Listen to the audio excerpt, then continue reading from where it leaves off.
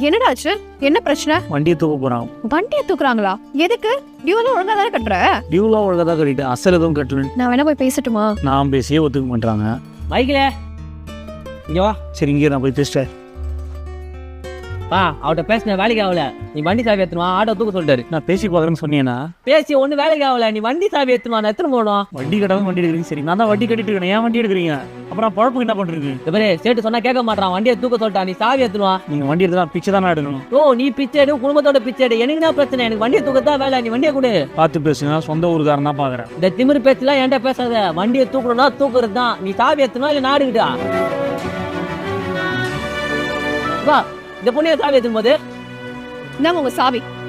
எங்களுக்கு உங்க வண்டி ஒண்ணும் தேவையில்ல. எங்களுக்கு எங்க கௌரவம் தான் முக்கியம். ரெடி பண்ற நம்ம கொண்டு வந்த வண்டி தேவையில்ல. நம்ம என்ன பண்றது? நான் பாத்துக்கிறேன். இருக்கிற வண்டியும் கொடுத்து அனுப்பிச்சிட்டேன். பொழப்புக்கு என்ன பண்றது? பாத்துக்கலாம். சாப்பாடுக்கு நான் பாத்துக்கிறேன். வீட்டு செலவுக்கு நான் பாத்துக்கிறேன்டா. அப்ப நான் என்னதான் பண்றது? நீ என்ன பண்ணு, நம்ம கல்யாணத்துக்கு வழியை பாரு. அதுக்கப்புறம் நீ வீட்டை பாத்துக்கோ, நான் வேலைக்கு போய் ஒண்ணு பாத்துக்கிறேன். ஒண்ணுமே இல்லாத என்ன ஏண்டி கல்யாணம் பண்ணணும்னு ஆசைப்படுற? எல்லாமே வந்து ஒருத்தர் மேல வளர்ற பேர் லவ்வே இல்லையா? எதுவுமே இல்லைனாலும் அவங்க மேல நமக்கு வளர்றது பேர் தான் லவ்.